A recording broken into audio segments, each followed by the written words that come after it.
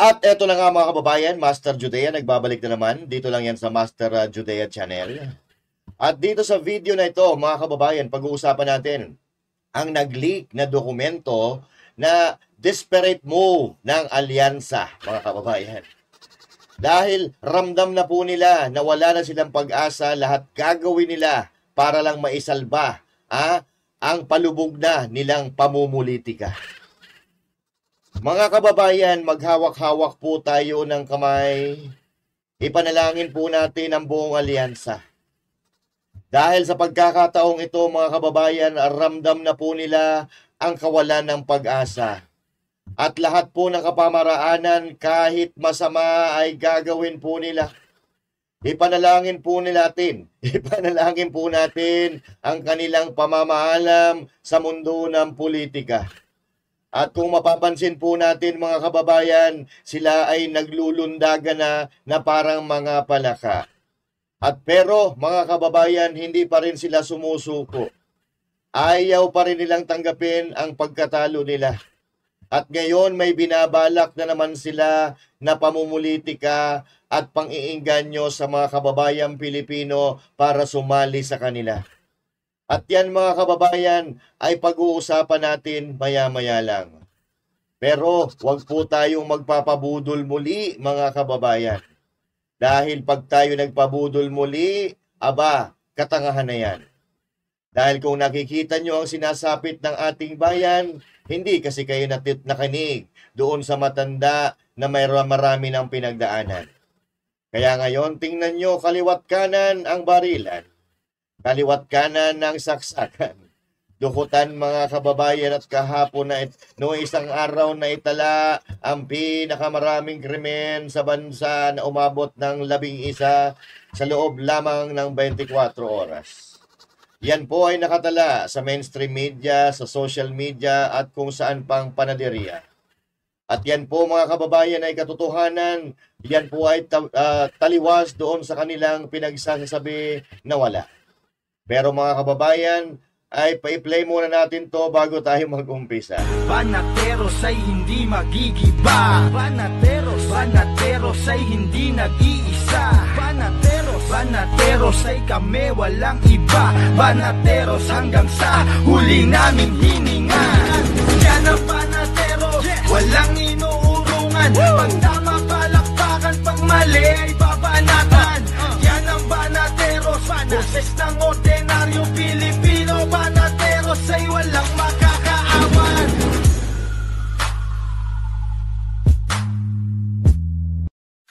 PDP Laban Street, PDP Laban Street, PDP Laban Street, PDP Laban. Pondo, Pato, Bongo, Hinlo, Mata, Matuleta, Lambino, Rodriguez, Salvador, Kibuloy sa Senado. Pondo, Pato, Bongo, Hinlo, Mata, Matuleta, Lambino, Rodriguez, Salvador, Kibuloy sa Senado. Duterte Street, PDP Laban Street, PDP Laban Street, PDP Laban Street, PDP Laban, PDP Laban Street, PDP Laban Street, PDP Laban Street, PDP Laban.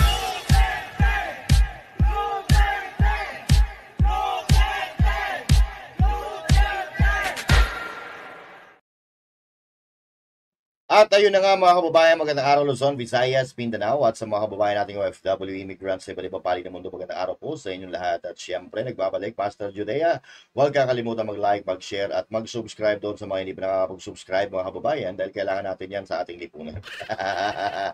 Alright, so mga kababayan, umpisa pa lang alam na ng alyansa or ng pinuno ng alyansa na mahina naman talaga sila. Okay? Dahil kung matatandaan nyo, mga kababayan, hindi nila tinigilan na suyuin si VP Sara Duterte dahil alam nila magagamit nila si VP Sara sa pagkakapanalo nila. At nangyari na nga mga kababayan, nabudol nila si VP Sara Duterte at talaga naman na overwhelming yung boto nakuha ni Bongbong Marcos doon sa kampanya, doon sa election 2022.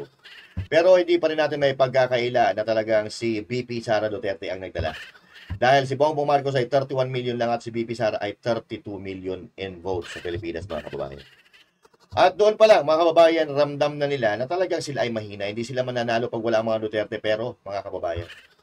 Noong sila ay nanalo na, kinalaban nila ang mga Duterte kung saan sila ang nagpanalo sa kanya. At una na nilang tinarget mga kababayan, sa sobrang desperado nila, una nilang tinarget ang pinakamalakas na alyansa, na alay ng mga Duterte, kundi si Pastor Apollo Sikibuloy. Si Pastor Apollo Sikibuloy ay una nilang pinag-initan mga kababayan dahil alam nila na si Pastor Apollo Sikibuloy nagpapanalo ng kandidato at si Bongbong Marcos Jr. sa naipanalo nito.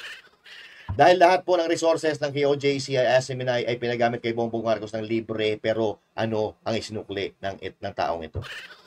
Ang isinukli ng taong ito kay Pastor Apollo Kibuloy ay yung tanggalin yung kanilang prangkisa, isuspindi ang kanilang prangkisa, gurgurin lahat ng kanilang mga social media accounts, at pati si Pastor Apollo Kibuloy gusto nilang gurgurin.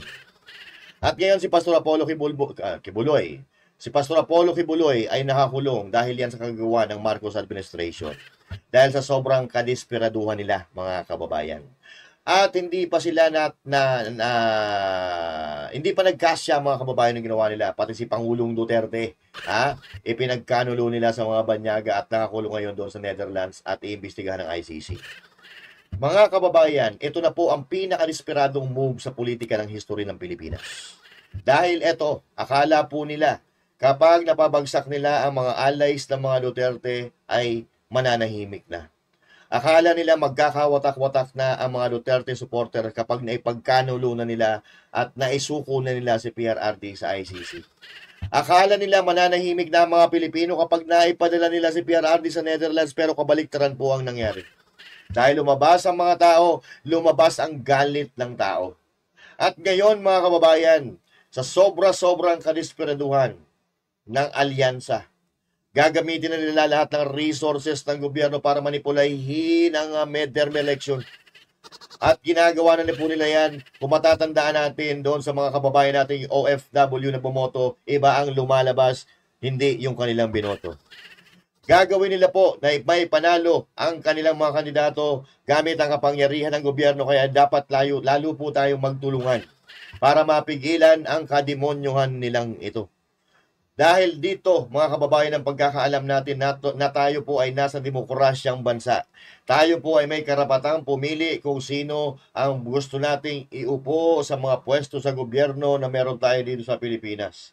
Pero ang gagawin nila, mga kababayan, gagawa sila ng kapamaraanan para mailuklok ang kanilang mga kandidato na wala namang binatbat kumpara dito sa mga kandidato ng PDP Laban. Pag-uusapan po natin yan, mga kababayan, pagkatapos lamang po ng nag-intro na pala tayo. Okay? Pero, mga kababayan, bibigyan ko muna kayo ng pinakabagong update mula dyan sa The Netherlands, dyan sa The Hague. Dahil kahapon po, mga kababayan, ay fresh from the Philippines na dumating si Congressman Pulong Duterte para bisitahin ang kanyang tatay. Yan, palakpakan natin yan. At sa muli ay nagkita na sila muli ng kanyang tatay sa halos mahigit isang buwan na pagkakanulo ng gobyerno ni Marcos kay PRRD sa Netherlands. Okay?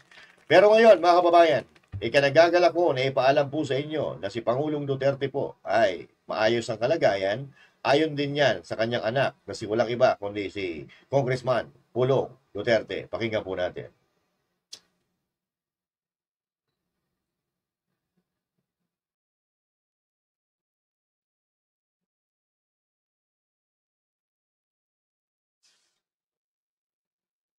Nako!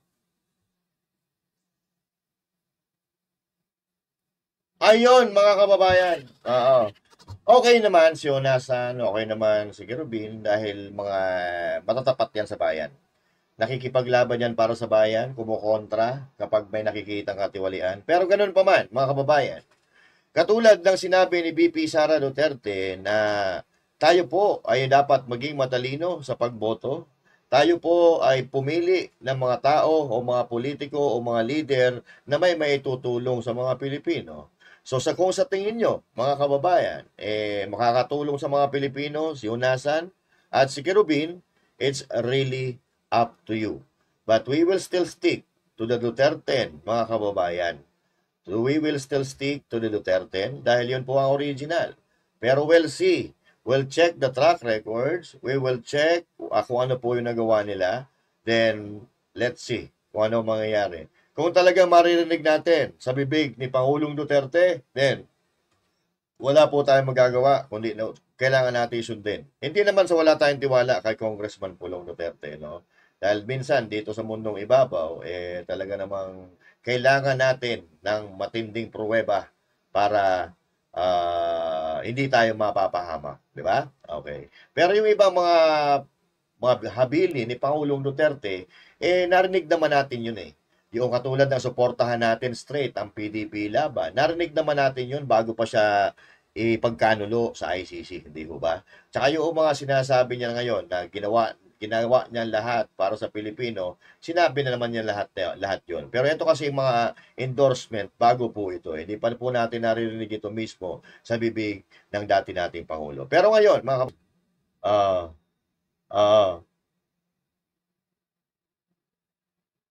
ayun.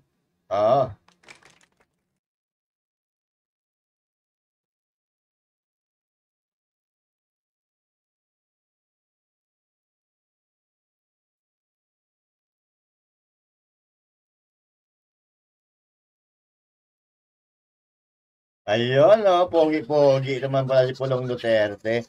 So, ayun mga kababayan, ito ang maganda sa mga Duterte, no? Every time na humaharap sila sa camera, humaharap sila sa mga tao, hindi nila nakakalimutan magpasalamat. Yun po ang pinaka-number one. Pinaka-number one na dapat makikita natin sa isang leader. Yung nagpapasalamat. Kasi yung hindi nagpapasalamat yan, feeling nila, sila lagi ang may laging, tawag dito, laging may naitutulong. Sila lagi ang may, akala nila doon sa mga tao, may utang na loob tayo sa kanila.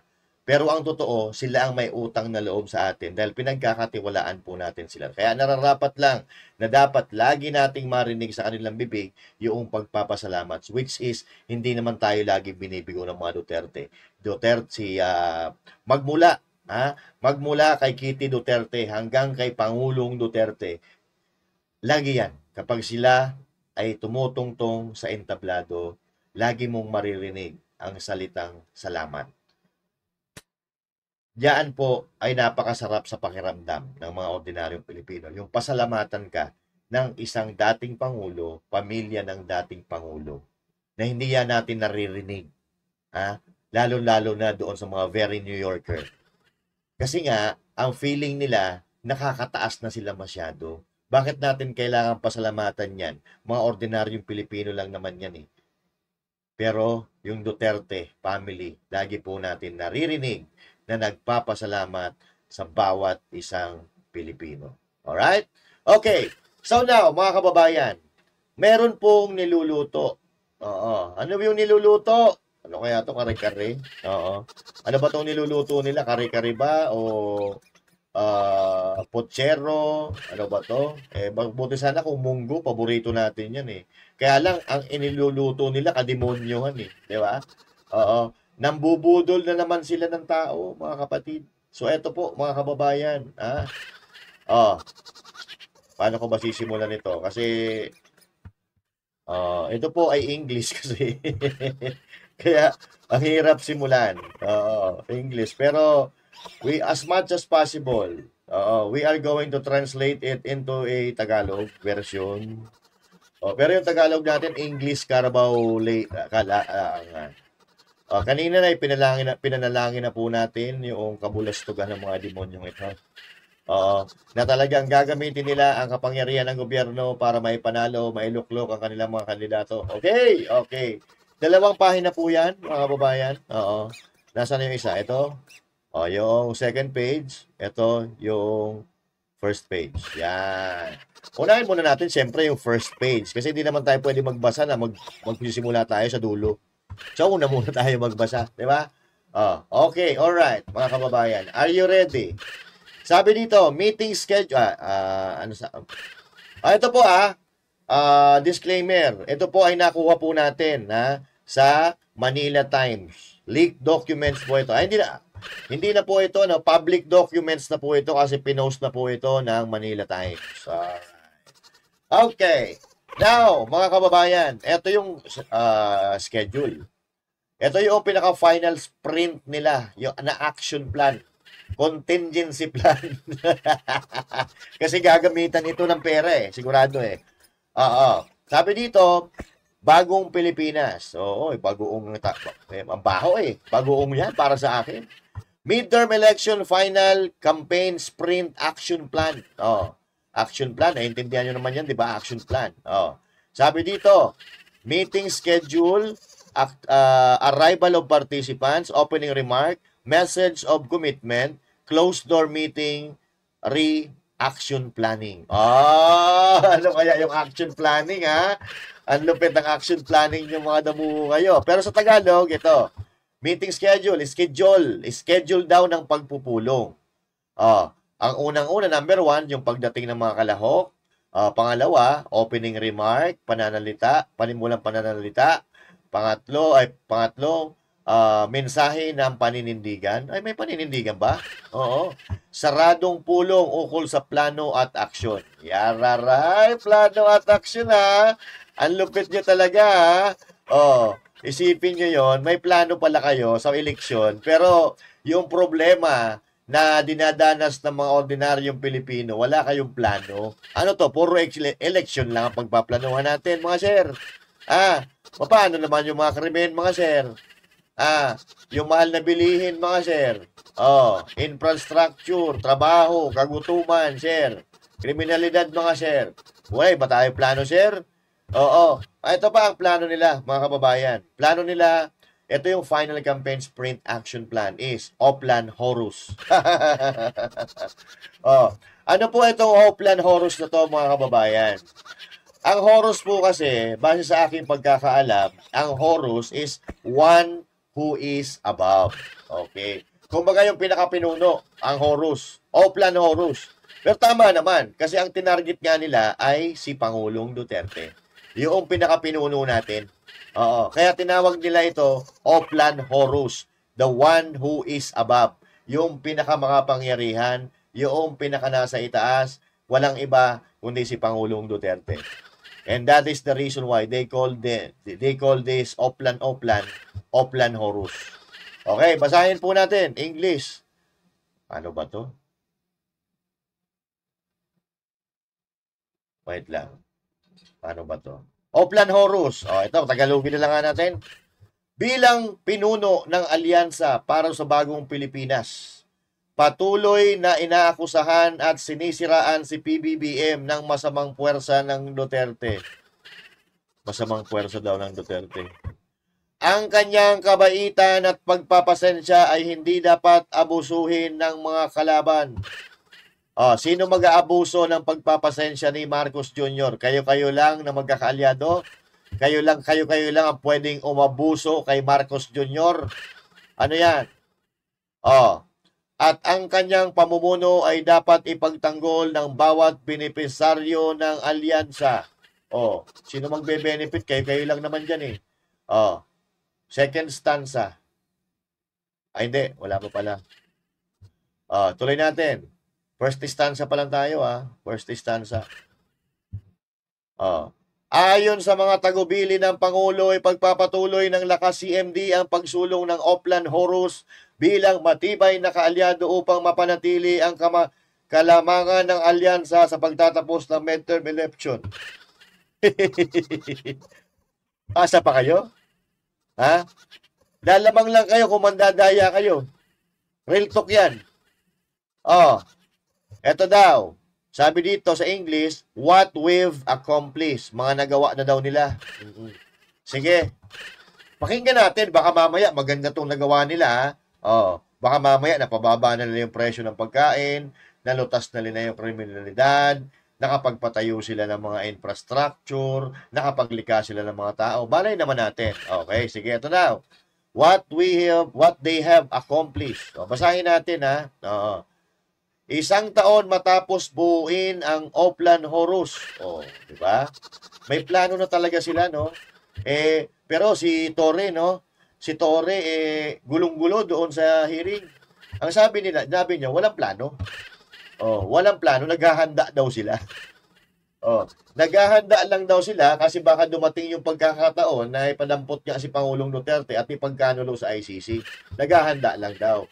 Pero, sinasabi sa dokumentong ito na 1 taon na pala sila naghahanda sa pinaghandaan ng Oplan Horus. Ha? Oh.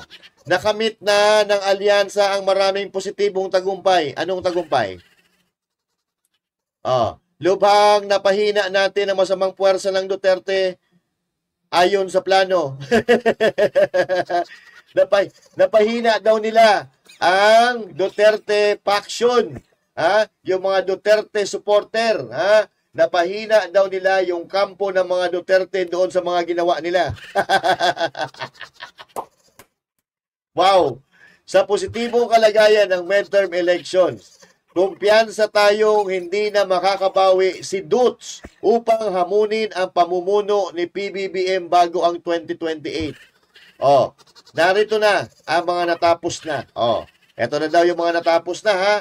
Oh, paano dumipensa? Okay. Alright, ito na. Oh, how to defend sa English. Paano dumipensa? Oh, Tagalogin na lang natin para hindi na masyadong mahaba. Matatag na core campaign team kasama si Speaker Martin, Pangulong Tamayo, Kong Toti, Kong AG at iba pa. Walang hiya yan yun. Matatag na core campaign team, walang hiya ka, walang hiya kayo.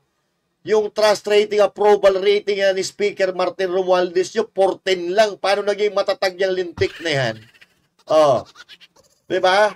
Oh, makipag-alyansa. Oh, sabi na, makipag-alyansa sa maraming partido. Siguruhin ang sentral na papel ng PFP habang naka-align sa lakas NUP, Nationalist, NPC at iba pa. Walang hiya kayo. Naglulundagan na nga yung mga naglulundagan na nga yung mga alyansa, ka-alyansa ninyo, no? 'Di ba? Feeling malakas pa rin kayo? Oh, sabi pa dito, inendorso ng mga VIP na kandidato kong Erwin Tulfo, Senator Ping Lacson, Manny Pacquiao, Bong Revilla, Lito Lapid, at Mayor Abby Binay at iba pa. Oh, nangalap ng pondo para sa kampanya. Wow! Saan kaya galing yung pondo? Oh, naglaan si Kong Saldico ng 8 bilyong pondo para sa mga rally, logistics, cash at propaganda. Wow! Pukin ang ina nyo! Oo! Naglaan si Kong Saldico. Oh, saan galing ang pera? Saldico, sagutin mo, hinayupa ka, lapugo ka. Saan galing at ang 8 bilyong pondo para sa mga rally ninyo? Para sa logistics, sa cash, at mga propaganda. Ito na nga sinasabi natin, mga kababayan. Oh, ayan po ha. Nakikita nyo naman yan. Oh, okay? So, post po ito ha. Nakita po natin to sa Manila Times. Oh, gumamit ng mga pulisiya tulad ng exemption sa rice tariffs at pagpapataas ng benepisyo ng uniform personnel. Kampanya sa impormasyon, ginagamit ang reactive social network mula noong 2022 national election at kumuha ng mas maraming social... Oh, putang ina! Umamin! Oh, eto, kampanya sa impormasyon, ginagamit ang reactive social network mula noong 2022 national election at kumuha ng mas maraming social media influencers. Oh, eto na po yung ginasabi natin, sinasabi nila kanina na cash. Ayan sa number 4. Okay? Number 4, so sa how to defend. Oh, eto na nga sinasabi mga kababayan. Yung cash, ginagamit nila sa pagbabayad, sa pagpakalat ng mga black propaganda gamit ang mga social media influencer. Alright! Okay. At dito, mga kababayan, malalaman natin na ginagamit nila ang puwersa at mga sangay ng gobyerno para sa politika. Akala ko ba yung mga sangay ng gobyerno hindi po pwedeng gamitin yan sa politika? Pero bakit parang dito sa dokumento na ito gamit na gamit ang iba't ibang sangay ng gobyerno at kasabwat pa ang mga yudiputang aso na mga lapugo na dati ay kalaban nila. So ibig sabihin mga kababayan, nagsama-sama na yung mga dilaw, yung mga pula, kung ano-ano pang kulay para sa kahayupan. O, eto na. Kung paano daw umatake. O, eto na yan. Sa second page na tayo. O, how to attack. O, wait lang, baka hindi tayo naka-live eh. How to attack daw mga kababayan ha. How to attack. Yan. Second page na tayo. O, paano umatake sa Tagalog? O, isa-isahin natin. Number 1, Tagalogin ko na ha, para hindi na tayo masyadong matagalan dyan. Plano sa pag-aresto ng ICC. Nakipagtulungan ng PNP, PIDEA, HRC at Kongreso kay Senator Trillanes para sa ICC investigation upang makakuha ng warrant of arrest kay Duterte at matagumpay siyang inaresto at nailipat doon sa Netherlands. Oh! Palakpakan natin ang mga putang inang yan. Oo. Kasi, ano sinasabi ng gobyerno ng Pilipinas? Sinungaling talaga mga putang ina. Oo. Ang sabi, mula sa Pangulo hanggang doon sa mga gabinete niya, hanggang doon kay Claire Castro, ay hindi daw sila nakikipagtulungan sa ICC. Pero dito,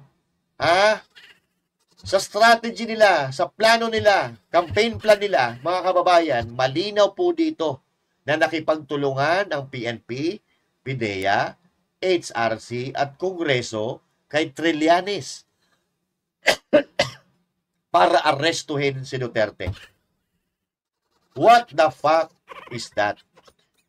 Etong gobyerno ni Marcos, etong administrasyon ni Marcos, napakagaling. Napakagaling po nila sa kasinungalingan. Kung meron tayong pupwede na masasabing na accomplice nila yung katindi, yung tindi ng pagsisinungaling ng administrasyon na ito. O, ito pa. O, ginamit nilang PIDEA, PNP, HRC, Kongreso, kasabwat si Trillanes. Okay? Alright. Para ipagkanulo nila yung dating presidente. Matagumpay siyang naaresto daw. O, number 2. Number 2. O, investigasyon lokal. Ipinagpatuloy ng House, DOJ, NBI, COA, AMLAC ang investigasyon sa drug war at confidential fund cases. Yan. Kasama pa dito yung mga confidential funds ni VP Sara Duterte. Okay? Pangatlo, inulunsad ang impeachment, inumpisahan at ipinasa ng House ang reklamong impeachment laban kay Sara gamit ang pagsuporta sa mga congressman ng mga soft budgets, AX, AKAP at TUPAD. Alright. Okay. Alright, wait lang. Painom muna ako. Medyo maganda ito eh.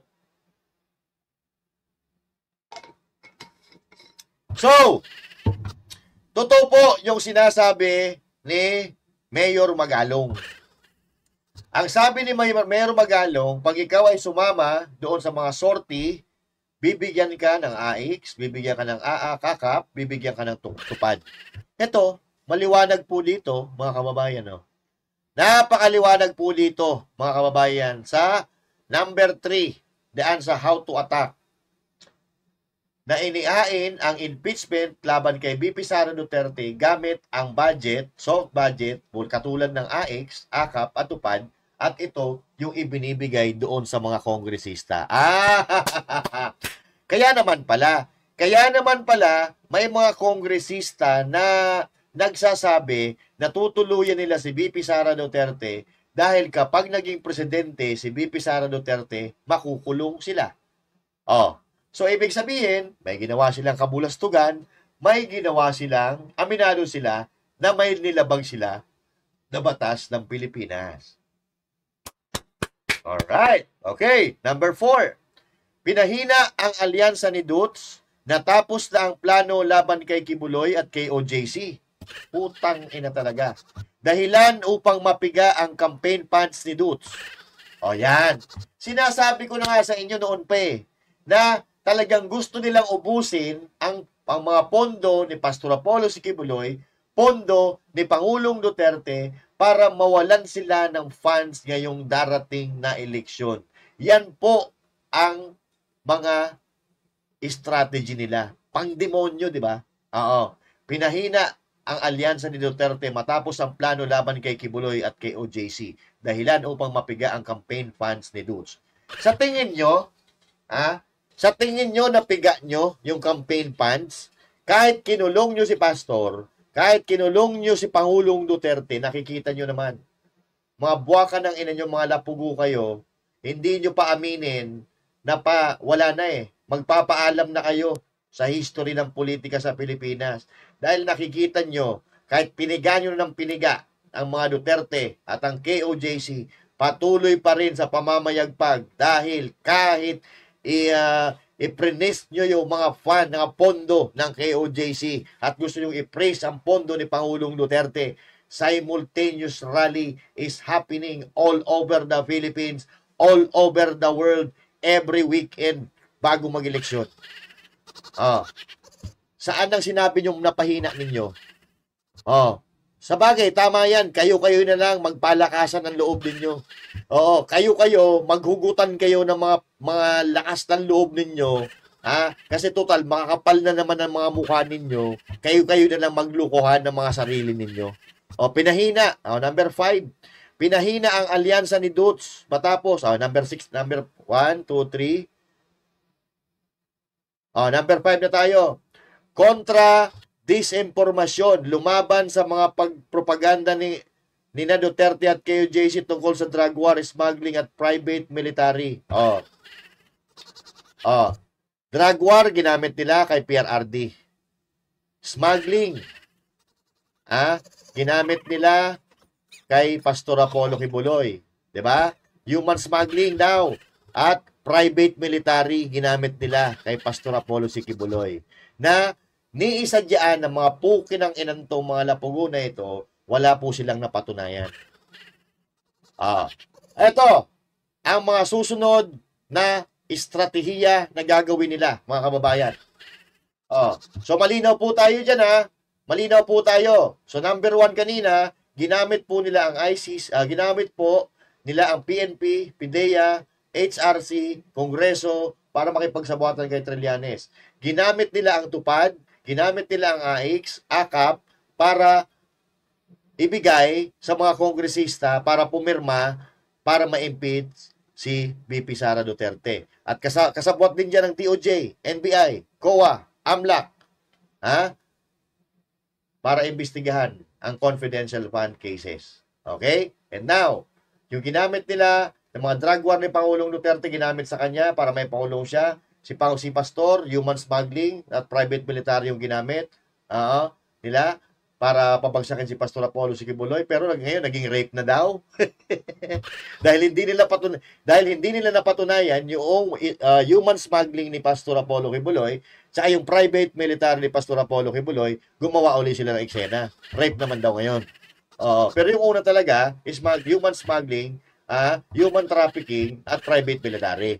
Pero nung wala silang makuhang ebidensya, ginawa nila rape naman. Kasi pag rape nga naman, di ba? Pag rape nga naman, masisira talaga pagkatao mo eh. Lalo-lalo na ikaw isa kang pastor, di ba? Isa kang pastor, tapos pagbibintangan ka, ikaw rapist. Anak ng toko, double dagok yun mga kababayan. Kasi unang-una doon, parang gusto nilang palabasin, nagtatago ka lang sa pagiging pastor, pero ikaw pala ay rapist. Kaya doon po ang ginamit nila para double whammy si Pastor Apollo Kibuloy. Pero ang katotohanan dyan, pukin ang ina, yung ginagamit nilang testigo, pokpok pala. Pokpok pala yun. Na maliwanag naman, na alam naman natin kung ano kapalit yan sa pagsasalita. Di ba ang dami nagre-reklamo daw kuno dati? Tapos ngayon isa na lang natira. At, nako po mga kababayan, kung po pwede lang ikwento dito yung nangyayari diyan sa hearing, matatawa kayo. Pero hindi po pwede ikwento Kukwento natin yan pag nakalabas na si Pastor Apollo Kibuloy. Pero, punta tayo dito sa mga susunod daw na strategy nila. mga susunod na estratehiya, mga kababayan. Pabilisin ang impeachment sa Senado, gamitin ang floor upang makuha ang boto sa Senado na tulong ni SP Cheese. Okay? Pabibilisin nila ang impeachment kay BP Sara Duterte. Okay? Pagkatapos ng eleksyon na ito, ng midterm election, automatic yan. Impeachment na ni BP Sara Duterte. Kaya nga, nararapat lamang na iboto natin straight, straight PDP laban. Okay? Para hindi ma-impeach si BP Sara Duterte. Alright? Hindi ma-impeach si BP Sara Duterte para magkaroon tayo ng matinong presidente sa 2028. Okay? Alright. Pababain ang tumaas na ratings ng mga kandidato ni Dutz tulot ang kanyang pagkakaaresto. Pababain daw ang tumataas na ratings. So ibig sabihin, mga kababayan, aminado sila na umaangat ang PDP laban at sila ay bumabagsak. Ito pa, ang PNP, PIDEA, HRC at Kongreso ay muling makikipagtulungan sa ICC para sa investigasyon at warrant of arrest para kina Bongo at De La Rosa. Oy, Senator Bongo, Senator De La Rosa, Bato De La Rosa, kayo na daw po ay susunod. So ito pa, itutuloy ang investigasyong lokal, ang House, DOJ, NBI, COA at AMLAC at patuloy ng imbestiga sa drug war at confidential fund cases. Okay, ito. Number 4, diskwalipikahin ang mga pangunahing kandidato. Magkahin ng kaso ng droga at pagpatay laban kina Duterte, Pulong, Bongo, De La Rosa sa lokal na korte at ipadiskwalipika sila sa COMELEC. Pondohan ang kampanya ni Carlo Nograles.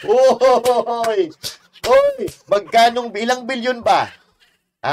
Ilang bilyon ba ang bilyon-bilyon daw ang binigay dito kay Nograles, Kasi dito ponduhan nga So ibig sabihin, totoo po mga kababayan, yung mga intel na natatanggap natin na popondahan talaga itong si Carlo Nograles at iba pang mga kandidato para talunin ang mga kandidato sa hanay ng mga Duterte. Puta na. Kontra disinformasyon, ipatigil ang mga peking account ni Dutz. Ipatigil ang mga peking account ni Dutz. Ito siguro yung mga social media. I-freeze ang mga assets ni Dutz. Ni Pangulong Duterte yan. Sino nakapirma? Manuel Jose M. Dalife, Lacasi MD. Bukin ang ina mo talaga. Dalife, hayop ka. Dahil sa pera.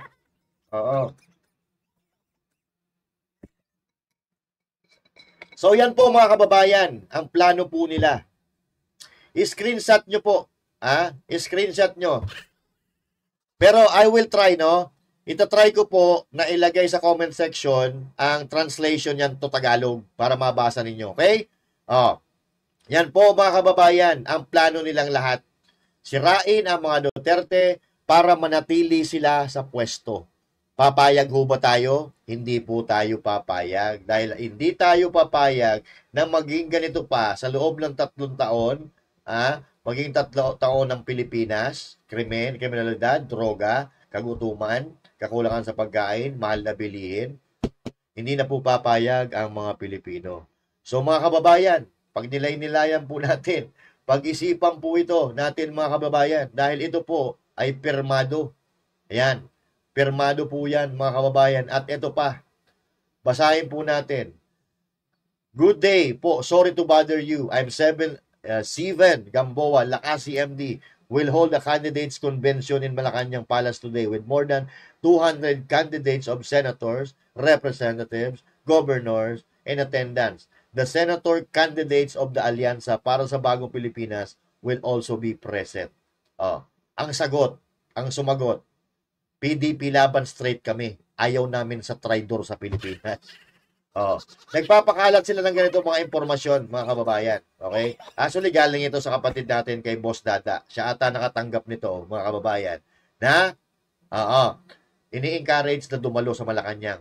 Dahil 200 candidates para senador, mga representative, governor sa pupunta doon kasama ng alyansa candidates. Pero ang sabi, straight PDP laban kami. Ayaw namin sa mga traidor. Dapat ganyan ang mentalidad ng mga Pilipino. Ayaw natin sa mga traidor, mga kababayan. Kaya magkita-kita po tayo muli sa susunod na video. And once again, this is Master Judesen. Thank you.